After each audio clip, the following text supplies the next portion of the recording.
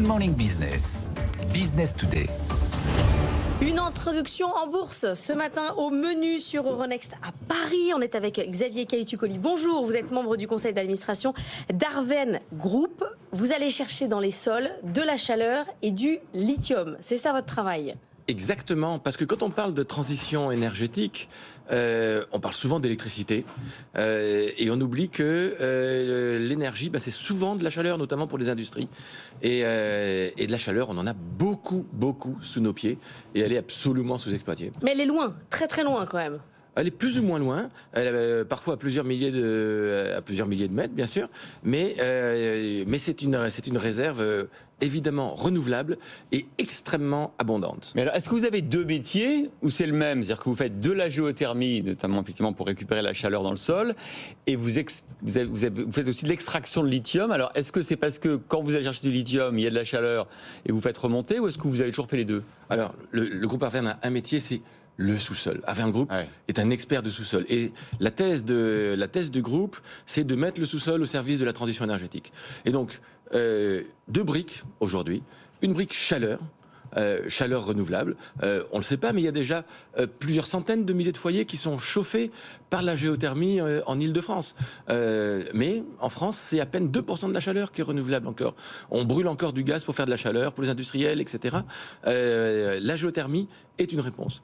Dans certaines régions de France, et là j'arrive au deuxième métier d'Arven Group, dans certaines régions de France, quand on va chercher des eaux géothermales à 2000, 3000 mètres de profondeur, on les remonte, on commercialise la chaleur qu'on extrait de cette eau géothermale, mais avant de renvoyer cette eau géothermale dans le sous-sol, là où on l'a captée, on peut capter du lithium dans des quantités importantes, et donc ça permet de faire coup double, si je puis dire, de produire de la chaleur géothermale, mais en plus de produire du lithium géothermal. Et ce lithium-là, il a une qualité absolument extraordinaire. L'équation du lithium, et vous le savez, Christophe Jacques Cuisine, je vous ai entendu lorsque, au deuxième trimestre, l'une des gigafactories a été inaugurée. Il y avait 5 ministres, 2 Allemands, 3 Français qui étaient venus inaugurer. Et vous nous aviez dit, mais quid du lithium ? D'où vient-il ? Parce que aujourd'hui, l'équation du lithium, l'équation environnementale du lithium, elle est épouvantable.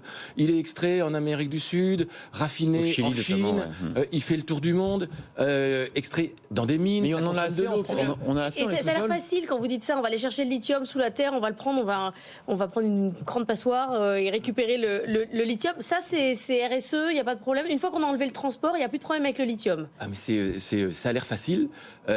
C'est une nouvelle technique d'exploitation, mais c'est une technique qui est absolument révolutionnaire. Et enfin, on va avoir du lithium local. On coche avec Arven Group toutes les cases de l'indépendance énergétique, les cases de la souveraineté, les cases. Il y a assez de lithium qu'on peut extraire sous forme grâce à la géothermie en France ou pas ? Le lithium, on en a au Nevada, mais on en a partout. Le lithium, le problème n'est pas ne sont pas les réserves en lithium. Le problème du lithium, c'est la capacité de l'extraire. Aller l'extraire dans des eaux géothermales dans lesquelles il est présent de manière importante, c'est un filtre chimique. Pas de grandes mines à ciel ouvert. Mais c'est comme pour avoir un ordre de grandeur. Ça suffirait pour les gigafactories en France ou pas, par exemple ? L'ordre de grandeur de notre ambition, 30 000 tonnes de lithium par an à horizon 2030, c'est à peu près un tiers des besoins des gigafactories qui sont prévus. Donc c'est du lithium souverain en plus. Lithium souverain, lithium vert, lithium décarboné. Donc on coche toutes les cases. Donc c'est absolument une bonne nouvelle. Donc c'est pour ça que vous allez chercher des fonds. Aujourd'hui, introduction en bourse, déjà 150 millions d'euros de levée. C'est quoi l'objectif là ? L'objectif, c'est de produire 30 000 tonnes de lithium. Financier, je voulais dire. L'objectif financier, c'est de lever entre 150 et 200 millions d'euros.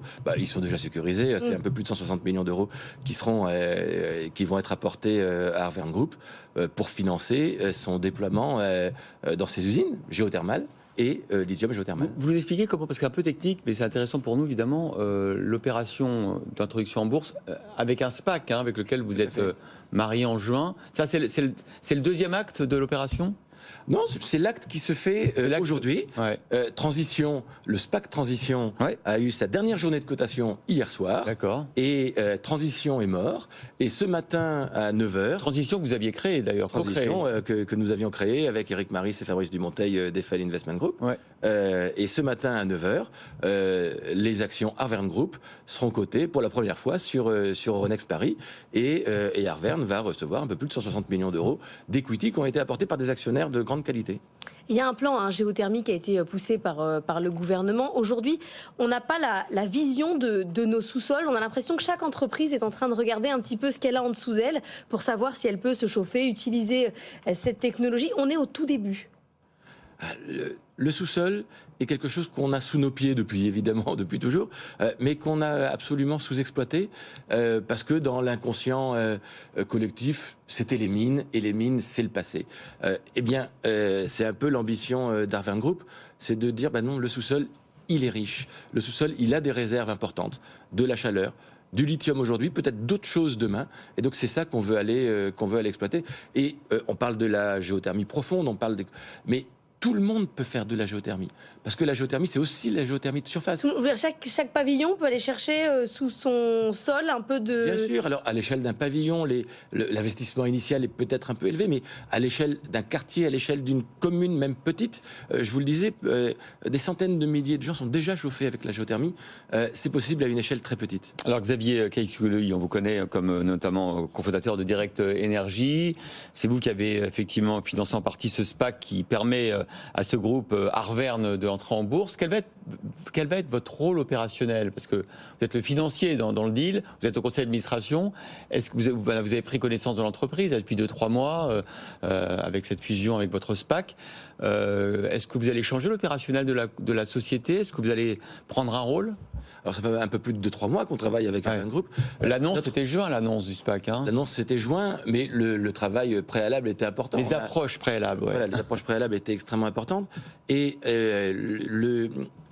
vous dites, je suis le financier de l'histoire. Non, on n'est pas.